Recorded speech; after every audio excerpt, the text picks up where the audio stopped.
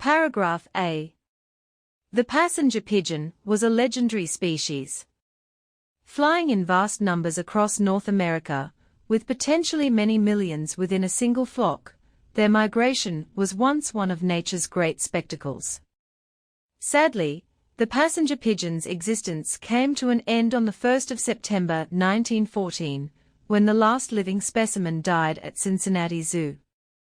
Geneticist Ben Novak is lead researcher on an ambitious project which now aims to bring the bird back to life through a process known as de-extinction. The basic premise involves using cloning technology to turn the DNA of extinct animals into a fertilized embryo, which is carried by the nearest relative still in existence, in this case, the abundant band-tailed pigeon, before being born as a living, breathing animal. Passenger pigeons are one of the pioneering species in this field, but they are far from the only ones on which this cutting-edge technology is being trialed. Paragraph B. In Australia, the thylacine, more commonly known as the Tasmanian tiger, is another extinct creature which genetic scientists are striving to bring back to life. There is no carnivore now in Tasmania that fills the niche which thylacines once occupied, explains Michael Archer of the University of New South Wales. He points out that in the decades since the thylacine went extinct, there has been a spread in a dangerously debilitating facial tumor syndrome which threatens the existence of the Tasmanian devils, the island's other notorious resident. Thylacines would have prevented this spread because they would have killed significant numbers of Tasmanian devils. If that contagious cancer had popped up previously, it would have burned out in whatever region it started. The return of thylacines to Tasmania could help to ensure that devils are never again subjected to risks of this kind. Paragraph C. If extinct species can be brought back to life, can humanity begin to correct the damage it has caused to the natural world over the past few millennia? The idea of de-extinction is that we can reverse this process, bringing species that no longer exist back to life, says Beth Shapiro of University of California Santa Cruz's Genomics Institute. I don't think that we can do this. There is no way to bring back something that is 100% identical to a species that went extinct a long time ago. A more practical approach for long-extinct species is to take the DNA of existing species as a template, ready for the insertion of strands of extinct animal DNA to create something new, a hybrid, based on the living species, but which looks and acts like the animal which died out. Paragraph D. This complicated process and questionable outcome begs the question, what is the actual point of this technology for us? The goal has always been replacing the extinct species with a suitable replacement, explains Novak.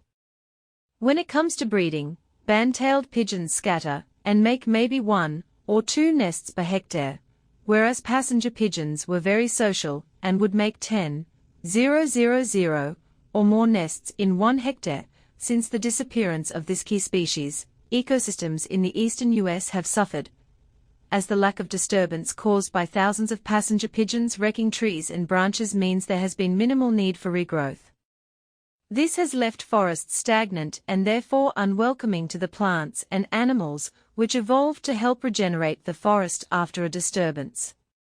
According to Novak, a hybridized band-tailed pigeon, with the added nesting habits of a passenger pigeon, could, in theory, re-establish that forest disturbance, thereby creating a habitat necessary for a great many other native species to thrive.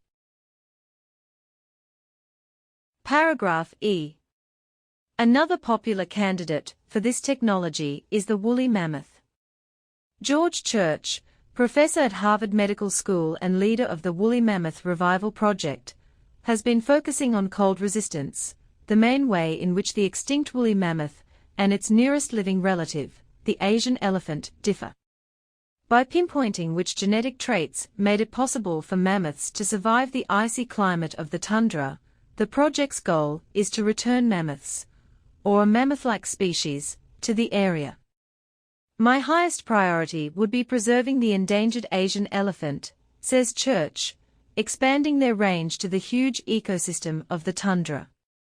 Necessary adaptations would include smaller ears, thicker hair, and extra insulating fat, all for the purpose of reducing heat loss in the tundra, and all traits found in the now extinct woolly mammoth.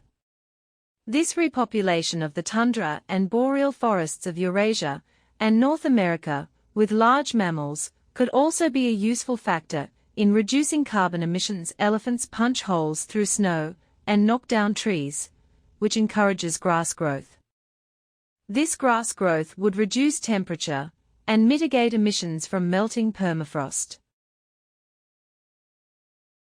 Paragraph F. While the prospect of bringing extinct animals back to life might capture imaginations, it is, of course, far easier to try to save an existing species which is merely threatened with extinction. Many of the technologies that people have in mind when they think about extinction can be used as a form of genetic rescue, explains Shapiro. She prefers to focus the debate on how this emerging technology could be used to fully understand why various species went extinct in the first place, and therefore how we could use it to make genetic modifications, which could prevent mass extinctions in the future. I would also say there's an incredible moral hazard to not do anything at all, she continues. We know that what we are doing today is not enough, and we have to be willing to take some calculated and measured risks.